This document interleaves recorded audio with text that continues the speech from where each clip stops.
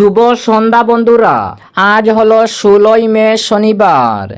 আজকের সন্ধ্যার বরাক উপত্যকার শ্রীভূমি, করিমগঞ্জ, শিলচর, হাইলাকান্দি সহ আসামের বিশেষ বিশেষ খবরগুলি হলো: এলপিজি রান্নার গ্যাস নিয়ে বড় চুক্তি, পেট্রোল ও ডিজেল মজুতে পাশে আরব আমির শাহী, যুদ্ধের আবহে বড় ডিল মোদী সরকারের। বিস্তারিত থাকবে প্রতিবেদনে। বিয়ের আনন্দ মুহূর্তেই পরিণত হলো সুখে, দুর্ঘটনায় মৃত্যু কনের বাইয়ের। ছাগল বাঁচাতে গিয়ে পাহাড়ি স্রোতে প্রাণ হারালেন বৃদ্ধা।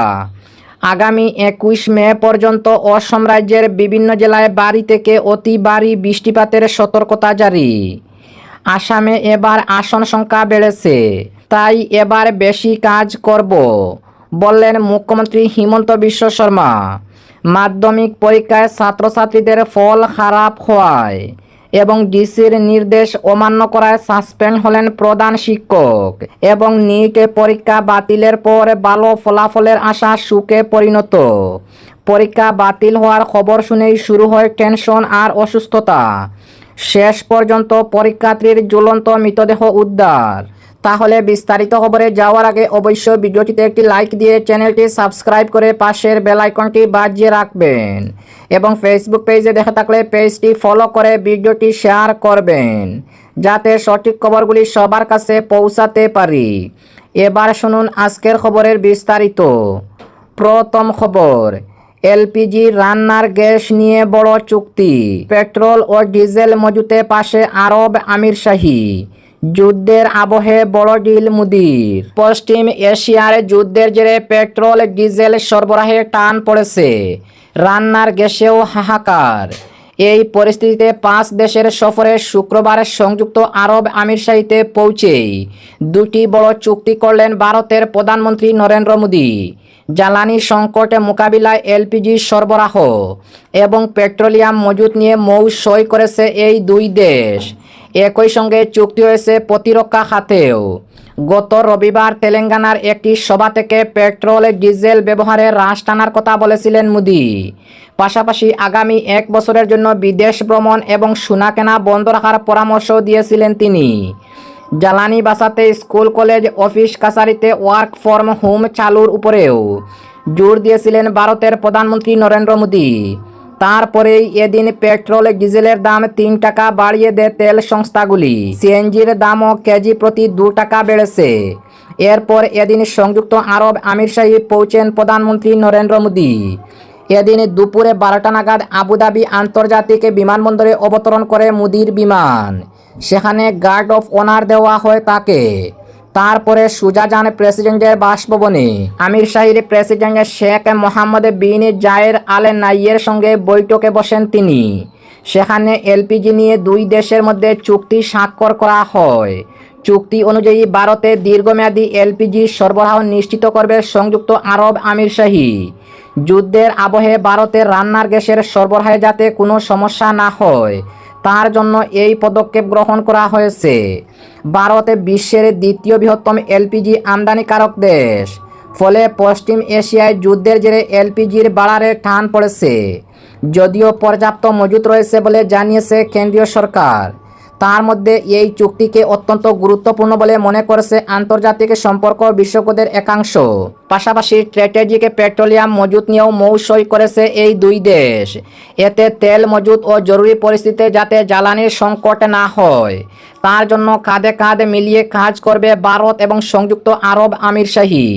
ভবিষ্যতে যুদ্ধ, আন্তর্জাতিক সংকট বা হঠাৎ তেলের দাম বৃদ্ধির মতো বিষয়গুলো সামলাতে আগে থেকেই তেল মজুত করে নয়াদিল্লি। এর জন্য এখন থেকে নয়াদিল্লিকে সাহায্য করবে সংযুক্ত আরব আমিরশাহী। মূলত সরবরাহে যাতে বিঘ্ন না ঘটে সেটাই দেখবে তারা। একই সঙ্গে গুজরাটের বাদিনারায় শিপ রিপেয়ার ক্লাস্টার তৈরি নিয়ে চুক্তি সই করেছে এই দুই দেশ। এখানে বাণিজ্যিক তেলবাহী জাহাজ এবং মালবাহী জাহাজের মেরামতি হবে। এর পাশাপাশি কৌশলগত প্রতিরক্ষা অংশীদারিত্ব নিয়েও চুক্তি করেছে দুই দেশ। সামগ্রিক নিরাপত্তার ক্ষেত্রেও একই সঙ্গে কাজ করার রূপরেখা তৈরি করা হয়েছে। অপরদিকে বিয়ের আনন্দ মুহূর্তেই পরিণত হলো সুখে, দুর্ঘটনায় মৃত্যু কনের বাইয়ের। বোনের বিয়ের আনন্দ করা আর হলো না। বাড়িতে চলছিল বিয়ের অনুষ্ঠান। সবাই ছিল আনন্দে, কিন্তু মুহূর্তেই পরিণত হলো সেই আনন্দটা সুখে। কনের ভাইয়ের মৃত্যুর খবর পৌঁছাতেই পরিবারে ভেঙে পড়ল আকাশ। ঘটনাটি উদালগুড়ির ডিমাকুচি এলাকায় রাজাগড়ের ধর্মজুলি এলাকার সুরেশ রাজবরের বাড়িতে মেয়ে পূজা রাজবরের বিয়েকে ঘিরে চলছিল জোর প্রস্তুতি। পরিবারের সকল সদস্যের সঙ্গে বিয়ের যাবতীয় আয়োজনের মূল দায়িত্ব কাঁধে তুলে নিয়েছিলেন কনের ভাই সুদামা রাজবর। জানা গেছে, বিয়ের বিভিন্ন কাজ সেরে বাইকে রাজগড় থেকে বাড়ি ফেরার পথে ভয়াবহ সড়ক দুর্ঘটনার কবলে পড়েন সুদামা। গুরুতর আহত অবস্থায় তাকে দ্রুত গৌহাটি মেডিকেল কলেজ ও হাসপাতালে ভর্তি করা হয়। তবে দীর্ঘ চিকিৎসার পর শেষ পর্যন্ত মৃত্যুর সঙ্গে লড়াইয়ে তাকে হার মানতে হলো। এদিকে বাড়িতে যখন বিয়ের শুভ আচার অনুষ্ঠান চলছিল, ঠিক সেই সময় হাসপাতাল থেকে এসে পৌঁছায় সুদামার মৃতদেহ। আনন্দে মুখর বাড়ি মুহূর্তের মধ্যেই ভরে ওঠে কান্না ও আহাজারিতে। সবচেয়ে হৃদয় বিদারকের দৃশ্য ছিল বিয়ের সাজেই নিজের প্রিয় ভাইকে শেষ বিদায় জানান কনে পূজা রাজবর। মর্মান্তিক এই ঘটনায় শোকের ছায়া নেমে এসেছে সমগ্র ডিমাকুচি ও রাজগড় এলাকা জুড়ে। স্থানীয় বাসিন্দারা এ ঘটনায় গভীরভাবে শোকাহত। অপরদিকে ছাগল বাঁচাতে গিয়ে পাহাড়ি স্রোতে প্রাণ গেল এক বৃদ্ধার। বরাক উপত্যকার হাইলাকান্দি জেলার পাঁচগ্রাম এলাকার টাঙ্গাপুরে ঘটে গেল এক হৃদয় বিদারক ঘটনা। বাড়ির দুটি ছাগলছানাকে বাঁচাতে গিয়ে পাহাড়ি জলের প্রবল স্রোতে তলিয়ে প্রাণ হারালেন নবিরুন বেগম নামে এক বৃদ্ধা। পরিবার সূত্রে জানা গেছে, শুক্রবার টানা ভারী বৃষ্টির জেরে এলাকায় হঠাৎ পাহাড়ি জলস্রোতের সৃষ্টি হয়। সেই সময় বাড়ির পাশেই দুটি ছাগলছানা জলের স্রোতে আটকা পড়ে। তাদের উদ্ধার করতে গিয়ে আচমকাই স্রোতের তুড়ে ভেসে যান নবিরুন বেগম। পরিবারের সদস্যরা জানান, নবিরুন বেগমকে বাঁচানোর চেষ্টা করেন তার এক মেয়ে, তবে প্রবল স্রোতের কারণে শেষ রক্ষা হয়নি। ঘটনার পর পরিবারের সদস্য ও স্থানীয় বাসিন্দারা তল্লাশি শুরু করেন। পরে খবর পেয়ে ঘটনাস্থলে পৌঁছায় উদ্ধারকারী দল। দীর্ঘক্ষণ অনুসন্ধানের পর পাওয়ার গ্রিডের খুঁটির জালে আটকে থাকা অবস্থায় উদ্ধার করা হয় বৃদ্ধার মৃতদেহ। এই মর্মান্তিক ঘটনায় গোটা এলাকায় শোকের ছায়া নেমে এসেছে। প্রশাসনের পক্ষ থেকে টানা বৃষ্টির মধ্যে নদী ও পাহাড়ি স্রোতের কাছাকাছি না যাওয়ার জন্য সাধারণ মানুষকে সতর্ক করা হয়েছে। অপরদিকে আগামী 21 মে পর্যন্ত অসম রাজ্যের বিভিন্ন জেলায় ভারী থেকে অতি ভারী বৃষ্টিপাতের সতর্কতা জারি আবহাওয়া দফতরের। আগামী 21 মে পর্যন্ত অসমের বিভিন্ন জেলায় ভারী থেকে অতি ভারী বৃষ্টিপাতে বজ্রবিদ্যুৎ এবং ঘন্টায় 40 থেকে 50 কিলোমিটার বেগে দমকা হাওয়া বয়ে যাওয়ার সম্ভাবনার কথা জানিয়েছে আবহাওয়া দফতর।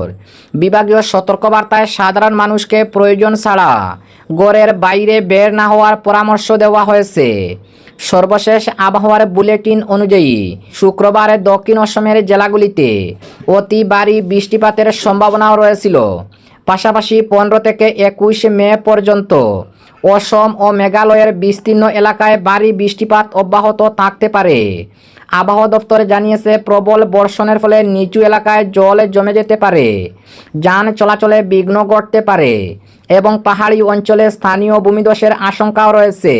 বিশেষত বন্যাপ্রবণ ও ভূমিধসে প্রবণ এলাকায় জেলা প্রশাসনের পক্ষ থেকে সতর্ক থাকতে বলা হয়েছে। অপরদিকে মাধ্যমিক পরীক্ষায় ছাত্রছাত্রীদের ফল খারাপ হওয়ায় এবং ডিসির নির্দেশ অমান্য করায় সাসপেন্ড হলেন প্রধান শিক্ষক। মাধ্যমিকের শোচনীয় ফলাফল নিয়ে জেলা কমিশনারের আহত পর্যালোচনা বৈঠকে অনুপস্থিত থাকার দায়ে ডিব্রুগড়ে 2 স্কুলের অধ্যক্ষ এবং প্রধান শিক্ষককে সাসপেন্ড করা হয়েছে। যাদের সাসপেন্ড করা হয়েছে তারা হলেন টিংখং উচ্চ মাধ্যমিক বিদ্যালয়ের অধ্যক্ষ অশোক গগৈ এবং বরবরুয়ার সর্বজনীন হাই স্কুলের প্রধান শিক্ষক ইন্দ্র কুঁয়র। উল্লেখ্য, মাধ্যমিক পরীক্ষায় সংশ্লিষ্ট 2টি বিদ্যালয়ের ফলাফল ছিল একেবারে শোচনীয়। আর মাধ্যমিকের শোচনীয় ফলাফল নিয়ে গত 20 এপ্রিল ডিব্রুগড় জেলা কমিশনারের তরফে পর্যালোচনার বৈঠকের আয়োজন করা হয়েছিল। সেই বৈঠকে অধ্যক্ষ অশোক গগৈ এবং প্রধান শিক্ষক ইন্দ্র কুঁয়রকে উপস্থিত থাকার জন্য নির্দেশ দিয়েছিল জেলা কমিশনার, কিন্তু সেই নির্দেশকে বুড়ো আঙ্গুল দেখিয়ে বৈঠকে উপস্থিত হননি তারা। তাই দুজনকে সাসপেন্ড করা হয়েছে। এবং আজকের শেষ খবরটি, নিট পরীক্ষা বাতিলের পরে ভালো ফলাফলের আশা সুখে পরিণত। পরীক্ষা বাতিল হওয়ার খবর শুনেই শুরু হয় টেনশন আর অসুস্থতা। শেষ পর্যন্ত পরীক্ষার্থীর ঝুলন্ত মৃতদেহ উদ্ধার। নিট পরীক্ষা বাতিলের পর থেকে একের পর এক পড়ুয়ার মৃত্যুর খবর সামনে এসেছে। বৃহস্পতিবার উত্তরপ্রদেশের এক পড়ুয়ার ঝুলন্ত দেহ উদ্ধার হয়েছিল। এবার রাজস্থানেও একই ঘটনা। চলতি বছরের ৩ মে নিট পরীক্ষা দিয়েছিলেন প্রদীপ। ভালো নম্বরের আশাও করেছিলেন তিনি। বেশ আনন্দেই ছিলেন, কিন্তু পরীক্ষা বাতিল হতেই ছবিটা হঠাৎ বদলে গেল। টেনশন, অসুস্থতা, তারপর ঘর থেকে ঝুলন্ত দেহ উদ্ধার হয় প্রদীপের। পরিবারের দাবি, নিট বাতিল হওয়ার পর থেকেই চিন্তায় পড়ে গিয়েছিলেন প্রদীপ। মানসিকভাবে বিপর্যস্ত হয়ে পড়েছিলেন। তারপরই হয়তো এই কঠিন সিদ্ধান্ত নিয়েছে। মৃতের নাম প্রদীপ মেঘাওয়াল। রাজস্থানের কনিকাকি দানি গ্রামের জুনজুনুর গুদা গাউদজি এলাকার বাসিন্দা। নিট পরীক্ষার প্রস্তুতির জন্য গত ৩ বছর ধরে শিকড়ে বাড়া থাকতেন। প্রদীপ একটি বেসরকারি কোচিং ইনস্টিটিউটে মেডিকেল প্রবেশিকা পরীক্ষার প্রস্তুতি নিচ্ছিলেন। তার সঙ্গে বাড়াবাড়িতে থাকতেন তার দিদি ও বোন। তারাও নিট পরীক্ষার জন্য প্রস্তুতি নিচ্ছেন। শুক্রবার বিকেলে শিকড়ের বাড়াবাড়িতেই ঘটনাটি ঘটে। সেই সময় ছোট বোন কোচিং ক্লাসে ছিলেন আর দিদি বাথরুমে ছিলেন। তিনি বাথরুম থেকে বেরিয়েই সিলিং ফ্যানে ঝুলন্ত অবস্থায় দেখতে পান প্রদীপকে। সঙ্গে সঙ্গে বাড়িওয়ালা পুলিশকে খবর দেন। দ্রুত ঘটনাস্থলে পৌঁছে পুলিশ এবং পৌঁছায় পরিবারের সদস্যরাও। দ্রুত তাকে সেখান থেকে উদ্ধার করে হাসপাতালে নিয়ে যাওয়া হয়, কিন্তু চিকিৎসকরা তাকে মৃত বলে ঘোষণা করেন। প্রদীপের বাবা রাজেশ কুমার মেঘাওয়াল পুলিশকে জানিয়েছেন, তার ছেলে নিট পরীক্ষায় ভালো রেজাল্টের আশা করেছিলেন। বাড়িতে সে জানিয়েছিলেন প্রবেশিকা পরীক্ষায় 720-এর মধ্যে অন্তত 650 নম্বর পাবে সে। তার পরিবারের দাবি, এবছর মেডিকেলে আসন পাওয়ার বিষয়ে আত্মবিশ্বাসী ছিলেন, কিন্তু পরীক্ষা বাতিল হয়ে যাওয়ায় মানসিকভাবে ভেঙে পড়েছিলেন। প্রদীপের মৃত্যুতে শোক প্রকাশ করেছেন রাজস্থানের প্রাক্তন উপমুখ্যমন্ত্রী। পরিবারের প্রতি সমবেদনা জানিয়েছেন তিনি। নিটের প্রশ্নপত্র ফাঁসের খবর প্রকাশ্যে আসতেই পরীক্ষা বাতিল করে দিয়েছিল নিয়ামক সংস্থা এনটিএ, যার জেরে ক্ষতিগ্রস্ত হয়েছেন 22 লক্ষের বেশি পরীক্ষার্থী। তবে নতুন করে আবার পরীক্ষার দিন ঘোষণা করা হয়েছে। 21 জুন আবার নতুন করে পরীক্ষা হবে। অনলাইনের মাধ্যমে পরীক্ষা নেওয়ার সিদ্ধান্ত নেওয়া হয়েছে।